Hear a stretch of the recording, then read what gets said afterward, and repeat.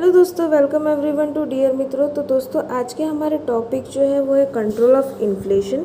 हम लोगों ने लास्ट 2-3 वीडियो में देखा कि इन्फ्लेशन की वजह से कितनी हालत हमारी ख़राब हो गई है, उस तरीके उसके साथ साथ हम लोग कितने पीछे चलते जा रहे हैं। तो उसको कंट्रोल करना भी काफ़ी ज़्यादा ज़रूरी है। अब इस कंट्रोल के लिए हम लोग के पास 2 ऑप्शन है। सबसे पहला ऑप्शन ये है कि हम लोग को अपने एक्सपेंडिचर को कम करना है, और दूसरा जितना डिमांड है गुड्स का उतना सप्लाई बढ़ा देना है, इंक्रीज़ कर देना है। ठीक है, तो आज का हमारा टॉपिक यही है कि हम लोग इन्फ्लेशन को किस तरीके से कंट्रोल कर सकते हैं। इसमें हम लोग के 2 पॉइंट जो मैंने आपको बताया, उसमें सबसे पहला पॉइंट था measure to control aggregate expenditure और एग्रीगेट डिमांड, एंड सेकेंड हम लोग का है measure to increase the production and supply of goods and service. ठीक है, तो चलो हम लोग टॉपिक की तरफ मुड़ते हैं। सबसे पहला हम लोग का है measure to control aggregate expenditure. This measure as follow. हम लोग को एग्रीगेट एक्सपेंडिचर, एग्रीगेट का मतलब मैंने आपको बताया था टोटल एक्सपेंडिचर, है ना। आपने अपने लास्ट वीडियो देखा होगा तो आपको पता होगा, उसमें मैंने क्लैरिफाई किया कि एग्रीगेट मतलब हम लोग का रहता है टोटल एक्सपेंडिचर। तो इस टोटल एक्सपेंडिचर को हम किस तरीके से कंट्रोल कर सकते हैं, इसमें सबसे पहला पॉइंट हम लोग का है मॉनिटरी पॉलिसी। अब मॉनिटरी पॉलिसी से हमको पता चल रहा है कि पैसों की पॉलिसी। अब वो पैसों की पॉलिसी क्या है देखते हैं हम लोग इसके अंदर। Monetary policy is the policy of the central bank of the country and involves the regulation and control of the volume of currency and credit to suit the requirement of the economy. हम लोग को पहले से commerce student है तो हमको पहले से यही चीज़ बताते आ रहे हैं कि हमारे पूरे कंट्री का कंट्रोल किसके हाथ में रहता है, पैसों का कंट्रोल किसके हाथ में रहता है, तो जो सेंट्रल बैंक रहती है उसके हाथ में रहता है। सेंट्रल बैंक चाहे तो ज़्यादा पैसे मार्केट में उतार सकती है और सेंट्रल बैंक चाहे तो पैसों को कम भी कर सकती है। ठीक है, तो मॉनिटरी पॉलिसी सेंट्रल बैंक की ही एक पॉलिसी है जिससे वो पैसों के ऊपर कंट्रोल करके रख सकती है। Monetary policy to control inflation is based on the assumption that an inflationary price rise is due to the excess of monetary demand for goods and service expressed by the increases total expenditure which is made possible by the expansion of bank credit। Monetary policy ये assumption पे चलती है कि लोगों के खर्चे क्यों बढ़ रहे हैं, क्योंकि लोगों के पास पैसे ज़्यादा आ गए।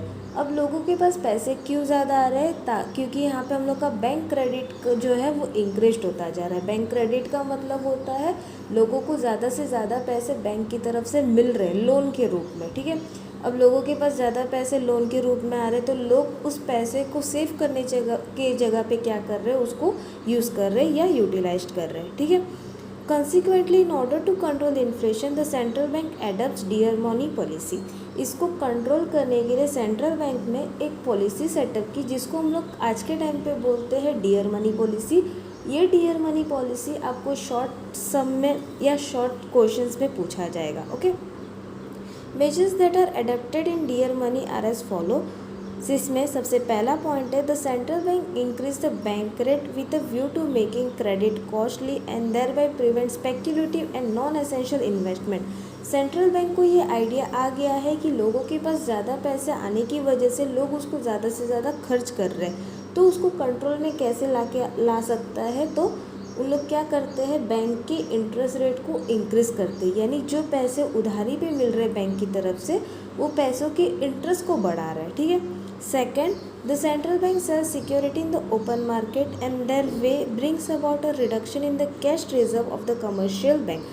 सेंट्रल बैंक ओपन मार्केट में अपनी सिक्योरिटी बेच देती है जिसकी वजह से कमर्शियल बैंक की जो कैश रिजर्व है जो सेंट्रल बैंक के पास है वो कम हो जाते हैं। Third, central bank directs the commercial bank to increase the cash reserve ratio which they have to keep with it. Central bank जानबूझ के कमर्शियल बैंक की कैश रिजर्व रेशियो को इंक्रीज़ करती है। हमको ये पता है जब भी कमर्शियल बैंक को अपनी बैंक चलानी रहती है तो उसको अपने जो भी फिक्स डिपॉजिट है, सेविंग डिपॉजिट है या करंट अकाउंट है, उसका कुछ % कैश रिजर्व जो है वो सेंट्रल बैंक के पास रखना पड़ता है। अब महंगाई को कंट्रोल करने के लिए सेंट्रल बैंक जानबूझ के जो % ऑलरेडी सेटअप है, यानी जो लिमिट सेटअप है, उस लिमिट से थोड़ा ज़्यादा रेशियो कमर्शियल बैंक से मांगती है। Fourth, the central bank impose credit control measure like credit rationing, increase in the margin requirement etc। इसके अलावा सेंट्रल बैंक कुछ और नई चीज़ें भी लेके आए जैसे कि क्रेडिट रेशनिंग हो गया या फिर मार्जिन रिक्वायरमेंट को इंक्रीज़ कर देना। तो ये सारी चीज़ों से सेंट्रल बैंक कोशिश कर रही है कि हम लोग की पैसे जो है वो कंट्रोल में आ सके। लेकिन क्या ये चीज़ पूरी की पूरी तरीके से असर हो रही है? तो इसके लिमिटेशंस हम लोग देख रहे हैं। There are, however, certain limitations of monetary policy to control inflation. They are as follow: A. When there prevails expectation of high earning, investment will not decrease in spite of higher rate of interest. अभी अगर ऐसे जो investor होगा जिसने bank की तरफ से पैसे लिए हैं, उसको ऐसा लग रहा है कि जिसमें वो इन्वेस्ट करने वाला है उसको उससे ज़्यादा रिटर्न मिलेगा, यानी जो भी वो पैसे लगाएगा उससे ज़्यादा उसको रिटर्न मिलेगा, तो इंटरेस्ट रेट बढ़े या कम हो उससे उसको कुछ फ़र्क नहीं पड़ता। Second, very often the policy adapted is so soft that it seems to be effective in practical sense. हम लोग ने पूरी पॉलिसी पढ़ी, लेकिन ये पॉलिसी सिर्फ पढ़ने के काम में आती है और सिर्फ समझने के काम में आती है। जब इसको रियलिटी में हम लोग यूज़ करने की कोशिश करते तो वो उतना असर नहीं करता। C, the effectiveness of monetary policy is seen in well organise and well integrated money market in the country. इसका इफेक्टिवनेस ज़्यादा से ज़्यादा उसी मनी मार्केट में होगा जो बहुत अच्छे से चल रही होगी, यानी जहाँ पे पैसों का लेन देन बहुत सही से चल रहा होगा, वहीं पे ये मॉनिटरी पॉलिसी काम आएगी, बाकी ये कुछ काम की नहीं होगी। ये हम लोग ने पढ़ लिया मॉनिटरी पॉलिसी। अब सेकंड हम लोग का आया फिस्कल पॉलिसी। हमको ये पता है कि अभी हम लोग का अब एट द स्टेज हम लोग इन्फ्लेशन में इतने ज़्यादा बढ़ गए कि सिर्फ एक चीज़ से हम लोग उसको कंट्रोल नहीं कर सकते। इसकी वजह से एक से ज़्यादा चीज़ें यूज़ करो जिससे ये इन्फ्लेशन कंट्रोल में आ सके और हमारी जो रेल है वो वापस पटरी पे आ सके। ठीक है, तो हम लोग ने सबसे पहले हम लोग ने देखा कि बैंक किस तरीके से कंट्रोल कर रही है। अब सेकंड हम लोग देखेंगे कि गवर्नमेंट किस तरीके से इसको कंट्रोल कर रही है। फिस्कल पॉलिसी जो है बेसिकली आपकी गवर्नमेंट पॉलिसी आती है।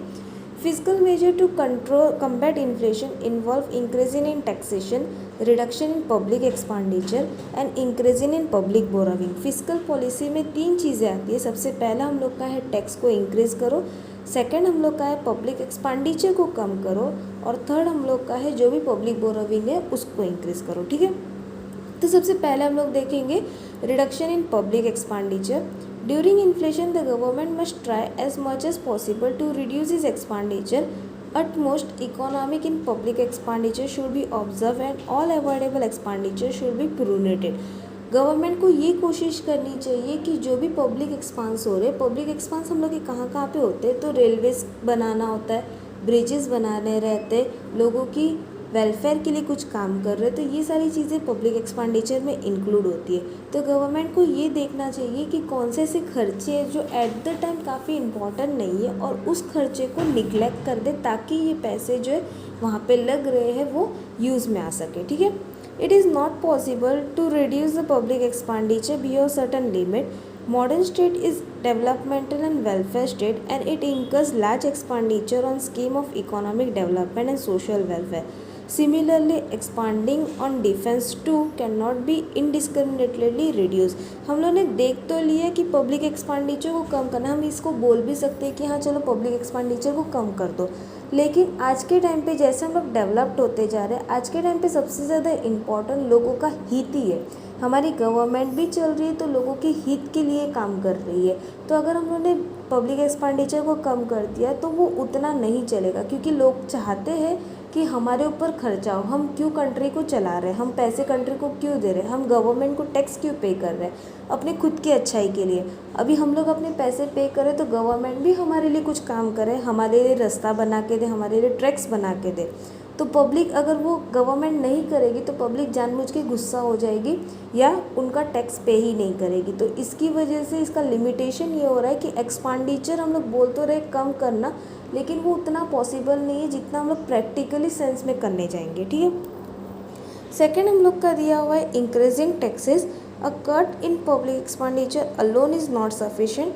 Government must also simultaneously increase tax to effect a cut in the private expenditure in order to control inflation.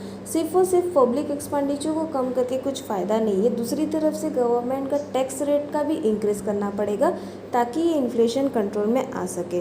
The tax policy to combat inflation should be directed towards restricting demand without restricting production. Tax policy इस तरीके से बनाओ कि demand भी restrict ना हो और उसके सप्लाई भी रेस्ट्रिक्ट ना हो. This will of course means that raising of role of existing taxes as all the imposition of new taxes. इससे हम लोग को ये पता चलता है कि जो भी टैक्स है वो तो चल ही रहा है, लेकिन इसके साथ साथ वो ये भी बोल रहे हैं कि नया टैक्स निकालो ताकि जिनके पास पैसे हैं वो टैक्स के रूप में बाहर में आ जाए। ठीक है, अब इसका लिमिटेशन क्या है?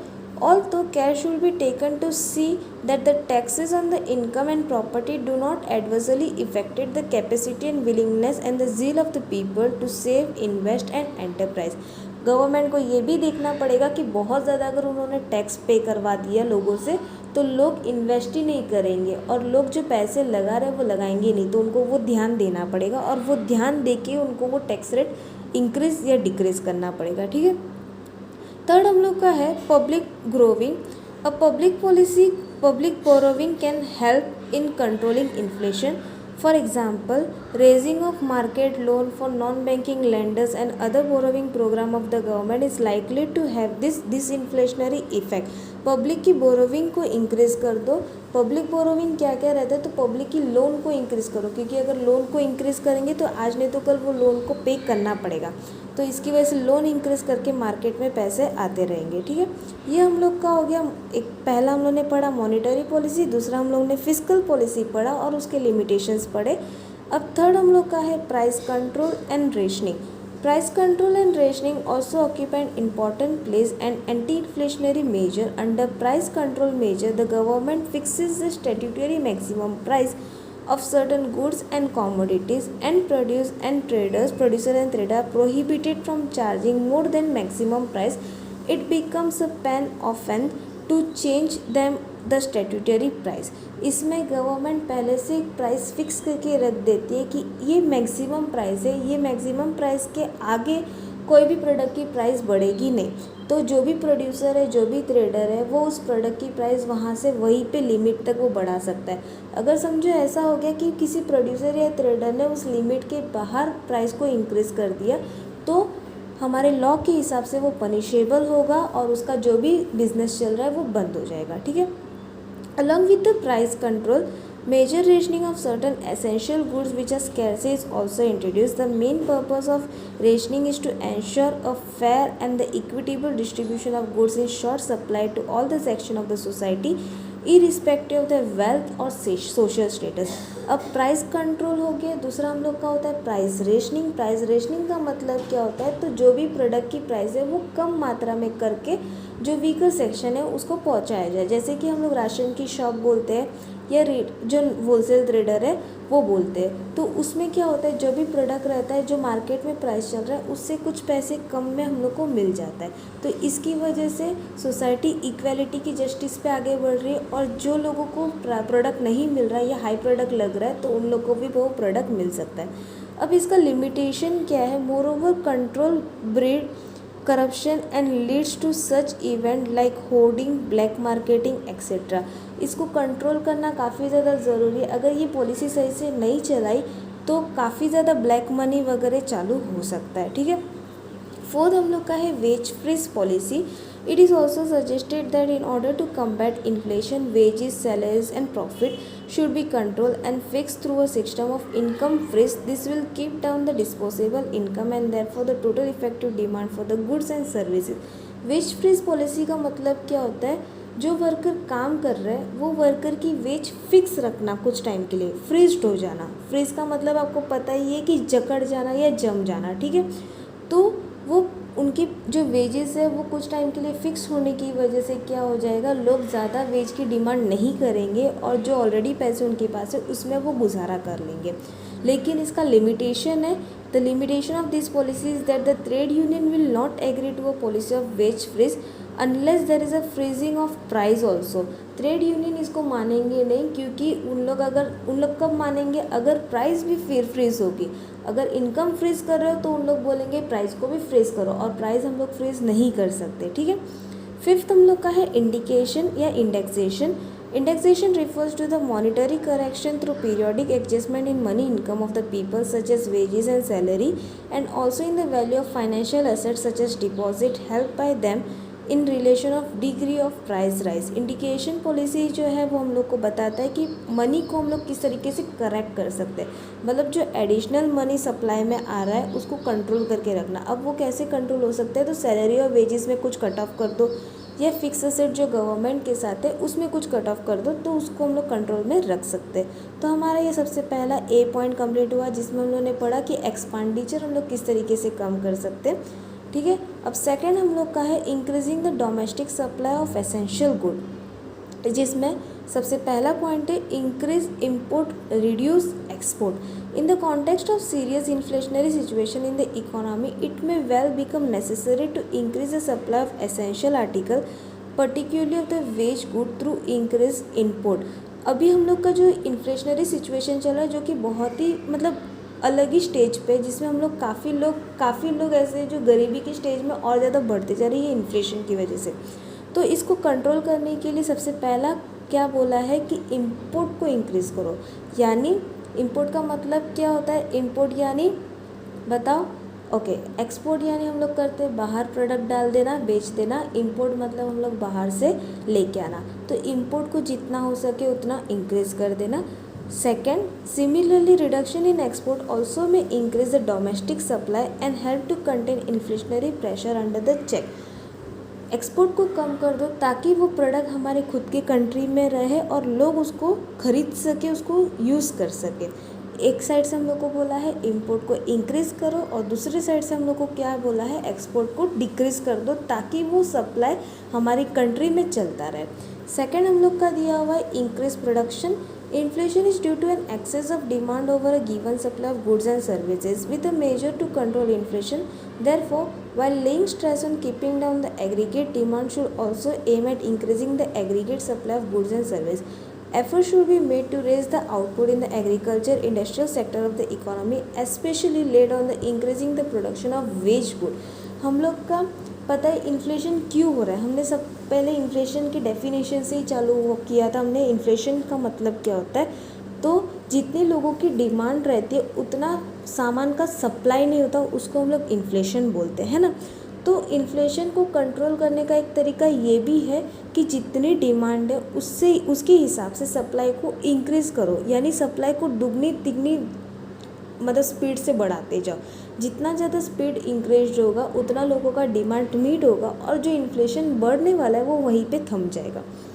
In short, inflation is a hydra headed monster and should be fought with a many weapon. Reliance on a single method of the control में नॉट प्रूफ इफेक्टिव। पूरे मेथड से हमको ये पता चल रहा है कि इन्फ्लेशन एक डायनासोर की तरह है, यह एक भूत राक्षस की तरह है जो पूरी कंट्री को खा सकता है। इसकी वजह से इसको कंट्रोल करना सिर्फ एक के बस की बात नहीं है, हम लोग को 4 से 5 मेथड यूज़ करने पड़ेंगे जिससे ये कंट्रोल हो सके। तो हम लोगों ने वो कोशिश की, वो 4 से 5 मेथड यूज़ करना, यूटिलाइज़ करना। और हालांकि काफ़ी कुछ ऐसा हो रहा है कि सुधार हो रहा है, इन्फ्लेशन उतना बढ़ नहीं रहा, लेकिन फिर भी ये काफ़ी ज़्यादा है कुछ मिडिल क्लास या पुअर क्लास लोगों के लिए, तो उसको भी कंट्रोल करना काफ़ी ज़रूरी है। तो दोस्तों यहाँ पे हम लोग का कंट्रोल ऑफ इन्फ्लेशन का जो टॉपिक है वो कंप्लीट हुआ। नोट्स के लिए आप मेरे इंस्टाग्राम पेज के ऊपर विज़िट कर सकते हैं, मैं आपको डिस्क्रिप्शन में लिंक दे दूँगी। उसके साथ साथ अगर आपको इन्फ्लेशन के कुछ पुराने टॉपिक्स नहीं समझ आए तो आपको वो लिंक भी प्रोवाइड कर दी गई है डिस्क्रिप्शन में, आप जाके वो चीज़ें भी सुन सकते हो और उसके रिलेटेड ये भी आप सुन सकते हो। अगर आपको मेरा वीडियो अच्छा लगे तो प्लीज़ अपने दोस्तों के साथ शेयर करना और डियर मित्र को सब्सक्राइब करना बिल्कुल ना भूलिएगा। मिलते हैं नेक्स्ट वीडियो में, तब तक के लिए बाय बाय।